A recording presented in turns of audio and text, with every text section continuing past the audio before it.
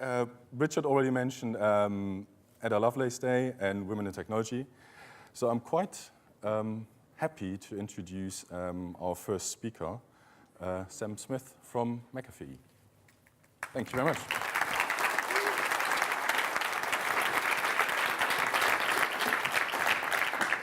Good morning, everyone. Right, let's hope this works.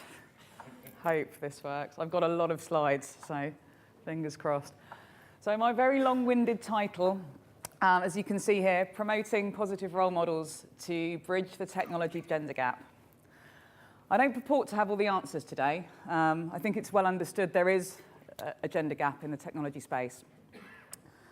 So, yes, it works. So who is Sam and why is she here? Well, Frank found me in a newspaper. Take from that what you will.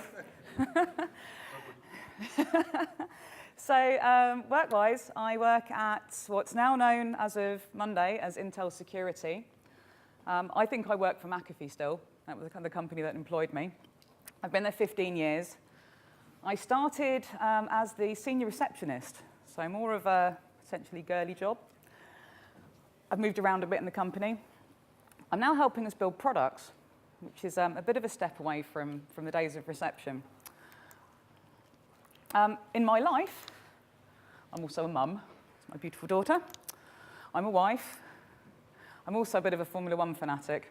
I'm not going to talk too much about that today. But I'm also one of a potentially endangered species. I'm a woman in technology. I love it. I get paid to solve problems. And I also get to travel the world. And I meet amazingly clever and inspirational people all the time. It's fantastic. So I mentioned I work for Intel, who's headed up by this woman. This is Renee James. She took over at the helm of Intel in 2013. And certainly there are lots of women in leadership roles and non-leadership roles within Intel. So as I mentioned, Frank found me in a newspaper. It was to do with some research that we'd undertaken around women in technology. And one of the questions was around, could people recognize the names of prominent men and women in IT? So I'll share some of the research with you in a moment. When we first launched this, the research, we went to Bletchley Park. We have great ties with Bletchley Park, the home of the code breakers. We also sponsor a cybersecurity exhibition there, which is fantastic. I do encourage you to go, take the kids, take the family, it's fantastic. On the same day as we launched the research, I met this amazing lady, Betty Webb, who was one of the original code-breaking team, who at the time, I mean, these were kind of the original people that were processing and analyzing what we now call big data. So on to the research findings. There will be a bit of audience participation. In the true spirit of education, there'll be some hand raising. And you can shout out as well. Okay. So the research that we did, as I mentioned, one of the questions we asked people, or the list of the questions we asked, were around, could you recognize some of these people in technology? So I'll give you the luxury of some pictures as well as the names. Brace yourself, ladies. Anyone recognize this guy? Bill Gates. So, one of the founders of Microsoft. What do you think the percentage of people that recognize Bill Gates? We interviewed 4,000 people across a big demographic. It was pretty high, as I'm sure you can imagine. From that photo? It was 90% recognized Bill Gates. Not really a shock, right? This guy, Mark Zuckerberg, yep. Again, pretty high. 78% had heard of Mark Zuckerberg. Yep, this guy? Steve Jobs, indeed. Slightly less than Mark Zuckerberg.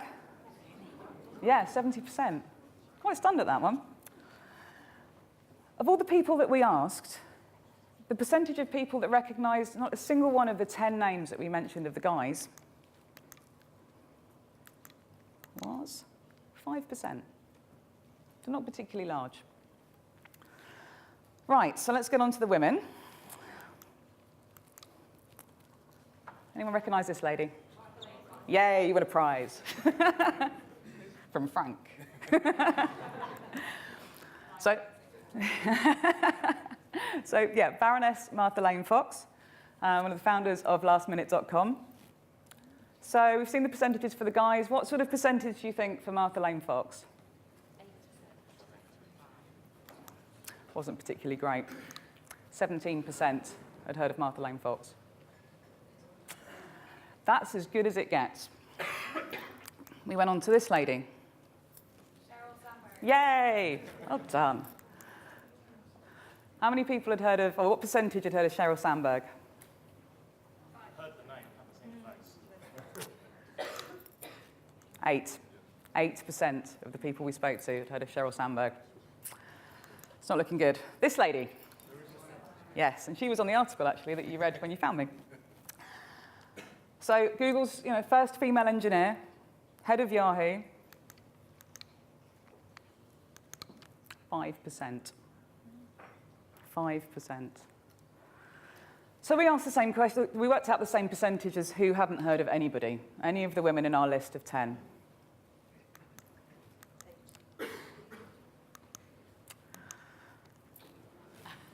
72%.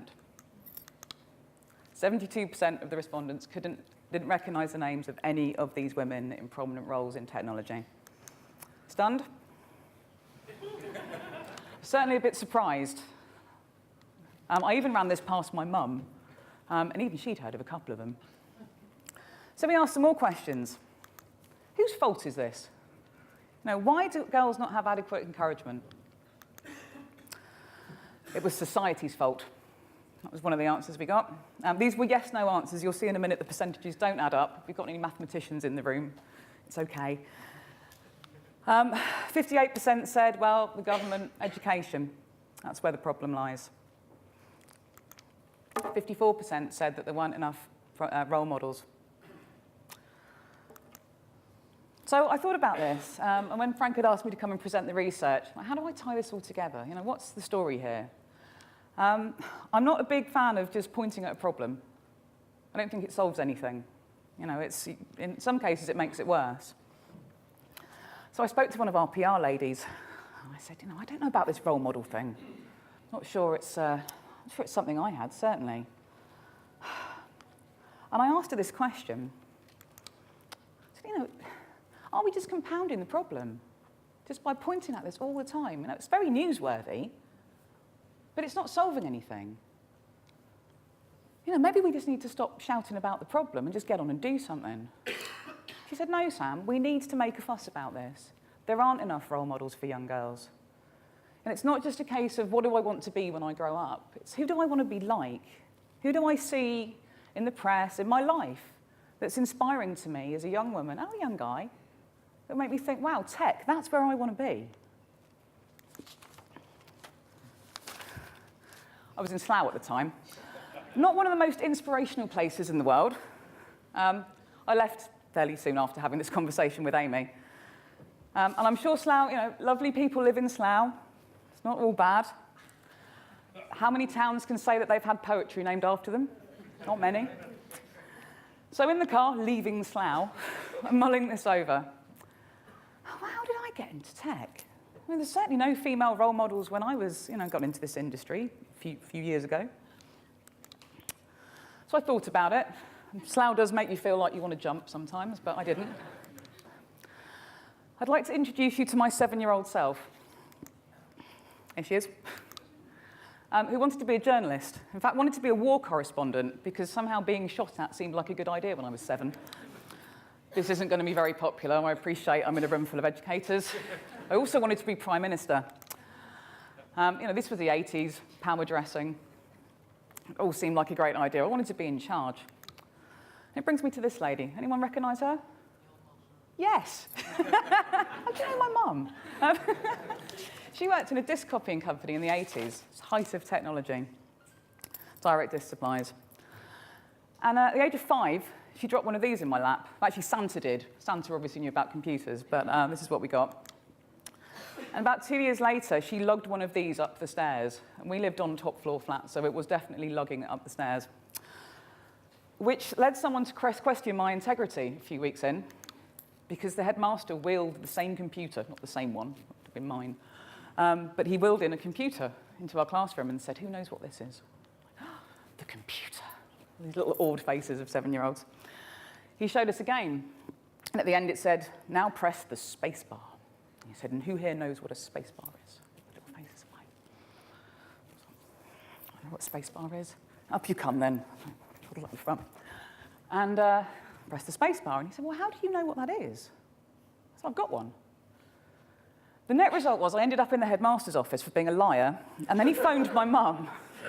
It got cleared up pretty quickly. But this amazing woman, my guiding light, the woman who inspired me, was my role model in all of this, and is the sole reason I'm stood in front of you, to be honest, because she was the one who inspired me to work in tech. So, can't beat a good Gandhi quote. I look to you guys, educators, parents, family members, people who touch the lives of young people all the time. You can inspire young women and young men to take up roles in technology, in this amazing industry in which we work. Now, you can be their role model. It doesn't have to be somebody who's, chief of a company. You're all around us. I've got a takeaway for you. It's not a kebab. Thereafter. That's tonight. So, something you can do today. I see there's lots of technology in the room right now. This is good. How many people have got an e-reader? Or a device where you can read electronic books? There's a lot of hands. That's good. Excellent. Looking for something to do as a takeaway. This came out 2 days ago. This is a really good ebook. Have we got members of BCS in the room? Fabulous. Some of you may have already had the email. Has anyone read the book yet? It's marvelous. This contains stories about prominent women in IT. Not just the heads of companies, but women who've worked up through the ranks, some women who knew immediately that they wanted to go and code, women in other jobs in IT, creative roles, not just the bog standard I code or I QA. Go and get it. Why don't you get it now? All right, you can look down. And please read it. And if you like it, please pass it on to somebody else. Could be another educator. Could be a young girl. Pass this on. Pass the stories of these inspirational women on so you can help inspire the next generation. I'm going to skip over these a second. My time has run out. We'll talk about this in a second because this is relevant to what we're about to do with the panel. As well as women in technology, certainly at the leadership side of things, there are some pretty vast gaps going on. Gartner did some research recently. In EMEA, we're actually lagging behind America at the moment, and that's not good. Silicon Valley Bank also did some research.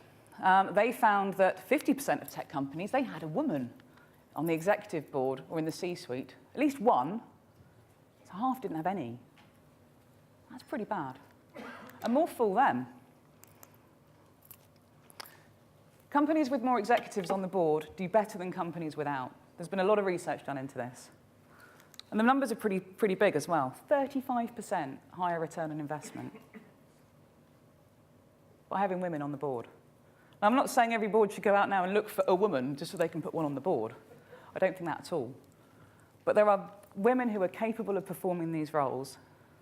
And the leaders of the future are the people that you work with all the time. We can make a difference here. If you'd like to stay in touch, there's me. Twitter, safe sex, old-fashioned email. I have my postal address if you like, but you probably don't want that. The LinkedIn link's not working. No, and that's completely broken now. Brilliant. Thank you very much for your time today, everyone.